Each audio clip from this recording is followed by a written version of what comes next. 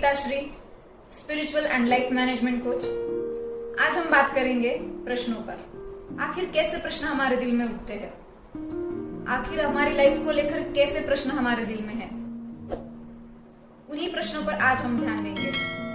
सवाल ये है कि ये सवाल क्या है, तो आइए इसी पे बात करेंगे। देखो, हम जब संतों के पास जाते हैं या गुरुओं के पास जाते हैं या ऐसे किसी व्यक्ति के पास जाते हैं जो अपनी लाइफ श्रेष्ठतम अवस्था में जी रहा है, तो ऐसे व्यक्तियों के पास जाकर हम उनसे कैसे सवाल पूछते हैं?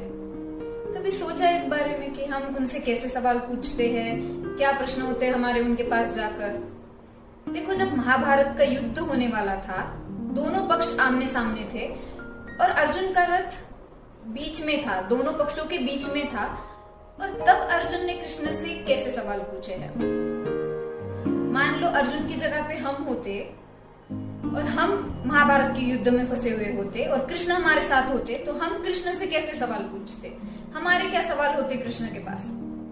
यही होता कि हाँ, ये युद्ध कैसे जीत लूं, इसका उपाय बताओ, या ऐसी कौन सी पूजा पाठ करूं कि जिससे मेरा राज्य मुझे फिर से मिल जाए, है ना? या तो मेरे सगे संबंधियों की हानि ना हो, मेरी हानि ना हो, ऐसा कुछ उपाय बताओ कि जो भी युद्ध का रिजल्ट हो वो मेरे अनुकूल लग जाए। ऐसे ही सवाल होते। और चलो, ज्यादा से ज्यादा क्या होता कि हम ये बोलते कि जो सामने वाला पक्ष है उसमें सारे सगे संबंधी है, तो उनकी भी हानि ना हो, बस उनका मन परिवर्तित कर दो और मेरा राज्य मुझे दिलवा दो। ऐसे ही बोलते हम। पर अर्जुन के सवाल कैसे है? अर्जुन ने क्या पूछा कृष्ण से? तो आप देखोगे कि दूसरे अध्याय के 7वें श्लोक में, तीसरे अध्याय के पहले और दूसरे श्लोक में और 5वें अध्याय के पहले श्लोक में, दूसरे श्लोक में अर्जुन ने क्लियरली पूछा है कृष्ण से कि मेरा कल्याण कैसे हो, मुझे ऐसा उपाय बताओ कृष्ण कि जिससे मेरा कल्याण हो, मुझे राज्य मिल जाए, मैं युद्ध जीत जाऊं। ऐसी तो कोई भी बात अर्जुन ने नहीं पूछी है। जब युद्ध जैसे माहौल में अर्जुन को अपने कल्याण की बात सूझ सकती है, ऐसा सवाल उसके मन में आ सकता है, तो हमारा तो इतना भी बड़ा युद्ध नहीं चल रहा हमारी लाइफ में। और देखो, ठीक है, सब अपनी लाइफ में परेशानियों का सामना कर रहे हैं, कुछ ना कुछ तो हो ही रहा है, पर इतना भी बड़ा कुछ नहीं है कि जिसमें हमें यही नहीं सूझे कि हमारा कल्याण कैसे हो। हम जब साधु संतों के पास जाते हैं तो ऐसा सवाल ही ना कर पाए। देखो, अगर सवाल महान होंगे तो उसकी खोज भी महान होगी और उसका परिणाम भी महान होगा, है ना? जैसे देखो, भगवान बुद्ध, महावीर, इनके भी दिल में कैसे प्रश्न आए?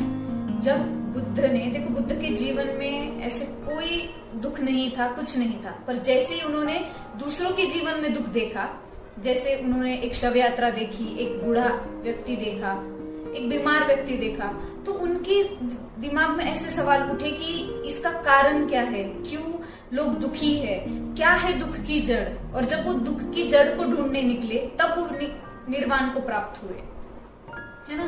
तब वो बुद्ध बने। तो हमें क्यों नहीं ऐसे सवाल उठते हैं हमारे दिमाग में? अगर हम भी अपने आप से ऐसे सवाल पूछे और उसकी खोज में निकल जाए, उन सवालों की जवाब की खोज में निकल जाए, तो क्यों नहीं हम भी बुद्ध बन सकते हैं? वैसे ही आप रामायण में देखोगे कि जब राम और लक्ष्मण और सीता वन में चले गए, तो लक्ष्मण जी ने राम जी से कैसे प्रश्न पूछे हैं? तो आप देखोगे कि लक्ष्मण जी के कैसे सवाल है राम जी से। आप और हम अगर लक्ष्मण जी की जगह होते तो हम ये बोलते कि हाँ, या तो कई की बुराई करते बैठते, या तो बोलते कि ये हमारे साथ ही क्यों हुआ, हमने ऐसा क्या कर दिया था, क्यों हमें वन में आना पड़ा, या तो फ्यूचर का सोचते थे कि पता नहीं अब हम जाएंगे अयोध्या वापस, तब तक भरत ने सही से राज्य किया भी होगा या नहीं, है ना? ऐसी बातों में हम उलझे रहते। पर लक्ष्मण जी के कैसे सवाल है राम जी से? लक्ष्मण जी ने पूछा है कि ज्ञान किसे कहते हैं, विज्ञान क्या होता है, भक्ति कैसे करते हैं, वैराग्य क्या होता है ना? ब्रह्म क्या होता है, उस पर ब्रह्म को पाया कैसे जाता है? इस तरह के सवाल जो है वो पूछे हैं लक्ष्मण जी ने राम जी को, और राम जी ने बहुत ही सरलतम जवाब इसके दिए हैं। अब इस पे भी हम एक वीडियो बनाएंगे। बहुत सुंदर ही जवाब राम जी ने उस पे दिया है, जिसको राम गीता भी कहा जाता है। देखो, अगर सही सवाल पैदा हो जाए हमारे दिमाग में, तो हम अपने साथ साथ लोगों का भी कल्याण कर सकते हैं। ऐसे ही जब क्रांतिकारियों के दिल में ये सवाल उठा कि देश हमारा है और हम किसी और की गुलामी क्यों कर रहे हैं, है ना। तब उन्होंने आवाज उठाई और हमें स्वतंत्रता प्राप्त हुई और आज हम स्वतंत्र है ना। वरना उस जमाने में भी कई लोग ऐसे थे ना कि जो गुलामी सहन कर रहे थे, अत्याचार सहन कर रहे थे और उनके दिमाग में सवाल भी नहीं उठा कि हमारे साथ ये सब क्यों हो रहा है, और बस उसी गुलामी में मर गए। हम अपने आप को धार्मिक कहते हैं, आध्यात्मिक कहते हैं। अब क्या मतलब है धार्मिक होना, आध्यात्मिक होना? मतलब आपने बस कथा कीर्तन सुन लिए, पाठ कर लिया, पूजा कर ली, मंदिर चले गए तो बस हो गया अध्यात्म? क्या इतना ही अध्यात्म है? ये सब करना गलत नहीं है, ये सब भी करना चाहिए, पर इसके पीछे, ये करने के पीछे हमारा थॉट क्या है? क्या सोच के हम ये सब कर रहे हैं? क्या हमारा थॉट बस इतना ही है कि हाँ मैं ये कर लूं तो मेरे घर में सुख शांति बनी रहे, मेरा काम हो जाए, मेरा बिजनेस चलने लगे, मुझे बंगला मिल जाए, गाड़ी मिल जाए? क्या बस ये थॉट है हमारा ये सब करने के पीछे? मान लो किसी को आदत है रोज मंदिर जाने की, नियम है, और एक आध दिन कुछ रीजन की वजह से उसका नहीं जाना हुआ तो अब वो डर जाएगा कि नहीं नियम में नहीं गया मंदिर तो कुछ ना कुछ गलत नहीं हो जाए मेरे पीछे। मतलब हम क्या कर रहे हैं? अध्यात्म भी संसार को पाने के लिए कर रहे हैं, जबकि अध्यात्म होता है भगवान को पाने के लिए। अध्यात्म होता है अपनी उस सर्वोच्चतम अवस्था तक पहुंचने के लिए, ये जानने के लिए कि हम आखिर है क्या। तो हम उसके लिए कर रहे हैं क्या ये सब? नहीं। जबकि रामायण में तुलसीदास जी ने क्लियरली लिखा है कि तुम्हारी कृपा तुम ही रघुनंदन, जान ही भगत भगत उरचंदन। यानी कि भगवान की कृपा क्या है कि भगवान मिल जाए, है ना। मतलब राम की कृपा ही ये है कि हमें राम मिले, और ये सिर्फ भक्त जानते हैं, ये सिर्फ भक्त का हृदय जानता है। अब भक्त का हृदय कैसे बनेगा? कि जब हम संसार से निकलकर अपने कल्याण का मार्ग शोधे। देखो हम ऐसा कर सकते हैं कि जैसे कोई सवाल हमारे दिमाग में उठे तो हम उस पे सवाल खड़ा करें कि क्या ये सवाल मेरा कल्याण करने के लिए है? क्या इससे मेरा कल्याण होगा? मेरा नहीं तो किसी और का कल्याण होगा।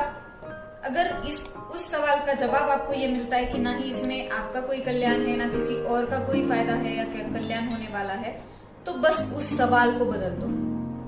फिर अपने आप से सही सवाल करो। अगर हम अपने आप से सही सवाल करना भी सीख जाए ना, तो हमारे जीवन में बहुत कुछ बदल सकता है।